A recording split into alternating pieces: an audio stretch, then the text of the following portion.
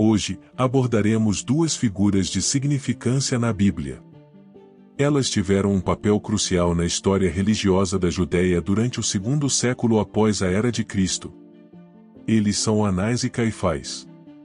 Naquele período, a região da Judéia estava sob o domínio da ocupação romana, e o epicentro da vida religiosa e cultural era o Templo de Jerusalém.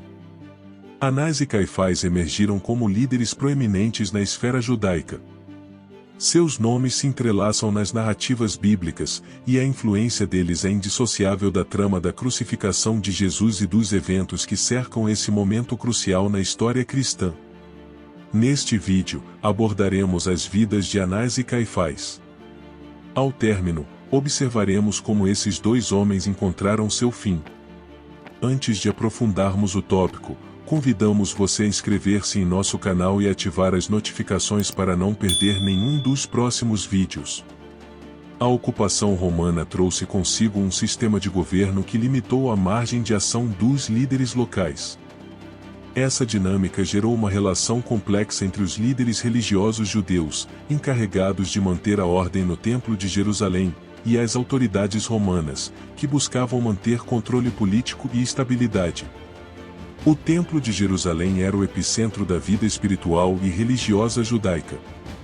Anualmente, milhares de peregrinos convergiam ao local para realizar sacrifícios e cumprir obrigações religiosas, conferindo-lhe um simbolismo poderoso e uma importância política significativa para aqueles que detinham o controle. Dentro do contexto de ocupação romana e tensões religiosas intensas, Anás e Caifás emergiram como líderes religiosos influentes. Ambos eram membros da seita dos saduceus, que não compartilhava a crença na ressurreição dos mortos.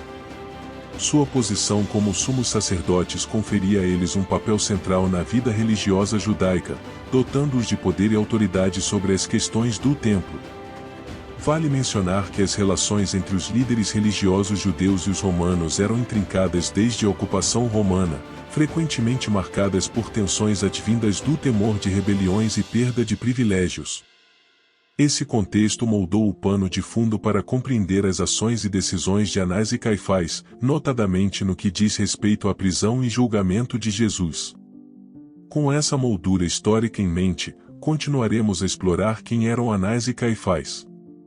Anás não exerceu o cargo de sumo sacerdote apenas uma vez, como era costume.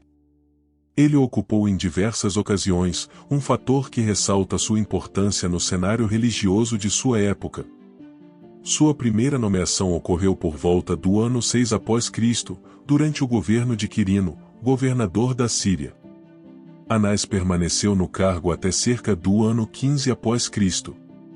Durante esse período, estabeleceu um sistema de sucessão dentro de sua família, garantindo a continuidade do poder religioso. Seu controle sobre o sumo sacerdócio proporcionou considerável influência no Templo de Jerusalém, incluindo a supervisão dos rituais, administração dos sacrifícios e o cumprimento das leis religiosas. Essa posição não apenas o transformou em um líder religioso, mas também conferiu-lhe uma figura política de destaque, uma vez que o templo representava um centro de poder e controle na sociedade judaica.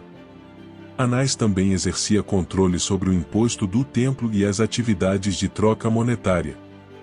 No livro de Lucas capítulo 19, versículo 45, observamos Jesus expulsando vendedores e cambistas do templo, acusando-os de profanar o local sagrado, transformando-o em um covil de ladrões e deturpando a religião.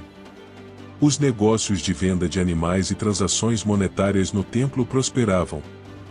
O Talmud judaico relata que a residência de Anás era próspera e pouco ética, ao lado de líderes sacerdotais corruptos. Acredita-se que a presença desses elementos manchou a santidade do templo, contribuindo para o pesar em meio a planos concretizados para perseguições. Por outro lado, Caifás uniu-se à família de Anás por meio do casamento com sua filha. Ambas as famílias eram abastadas e pertenciam à aristocracia. Por volta do ano 18 após Cristo, Caifás assumiu o posto de sumo sacerdote, um marco na narrativa bíblica. Assim como seu sogro Anás, ele assumiu o papel de liderança no Templo de Jerusalém e na comunidade judaica. Seu relacionamento com Anás é relevante e sugestivo. Embora Anás não tenha exercido o cargo de sumo sacerdote naquele momento, sua influência perdurava. Ao casar-se com a filha de Anás, Caifás passou a integrar uma dinastia sacerdotal que mantinha substancial controle sobre questões religiosas e políticas na Judeia. Uma das contribuições mais notáveis de Caifás na narrativa bíblica ocorreu após a ressurreição de Jesus. Quando a notícia da ressurreição de Lázaro por Jesus chegou ao conselho, Caifás formulou uma indagação famosa, encontrada em João, capítulo 11, versículos 49 e 50. Sua declaração aludia à crença de que a morte de Jesus evitaria um levante e salvaguardaria os interesses da liderança religiosa judaica. Era uma espécie de previsão de que Jesus morreria pela nação como um todo, reunindo os filhos de Deus dispersos. O relato bíblico relata que após essa declaração, o conselho concordou em eliminar Jesus durante seu ministério. As tensões entre Jesus e a liderança religiosa judaica, representada amplamente por Anás e Caifás, foram crescendo progressivamente. Jesus promoveu reforma religiosa, questionando ensinamentos e práticas estabelecidas pela liderança religiosa de sua época. Isso o colocou em confronto direto com as autoridades religiosas. Foi nesse contexto que Jesus foi detido e conduzido diante do sumo sacerdote para ser interrogado. Inicialmente, Jesus foi apresentado a Anás, e em seguida, a Caifás, que era o sumo sacerdote interino na ocasião. Esses interrogatórios representaram um momento crítico na narrativa bíblica.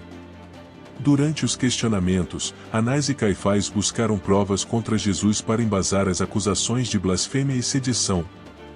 Em grande medida, Jesus adotou uma postura silenciosa.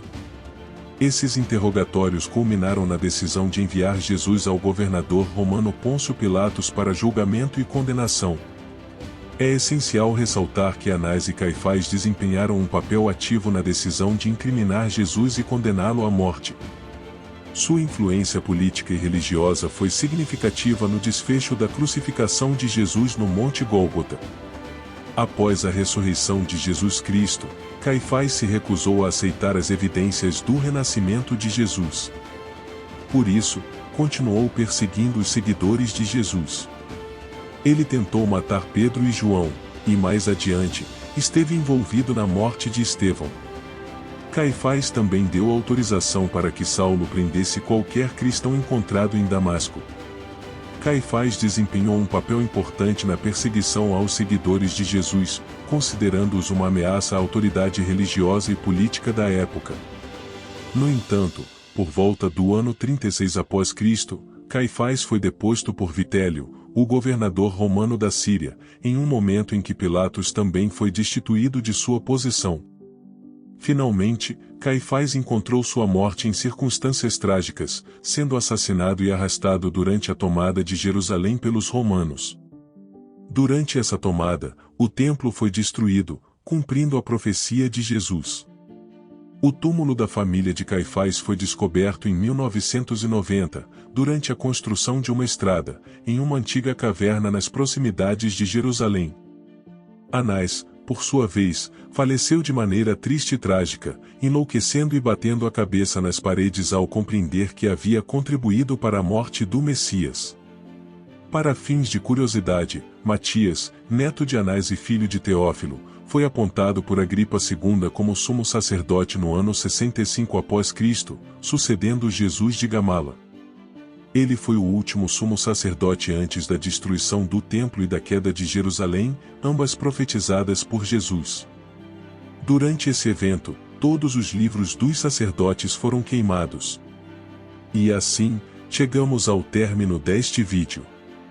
Esperamos que as informações tenham sido valiosas para você. Gostaríamos de fazer uma pergunta de suma importância: qual é a sua perspectiva sobre Anás e Caifás e suas trágicas mortes? Ficaríamos gratos por compartilhar suas opiniões nos comentários.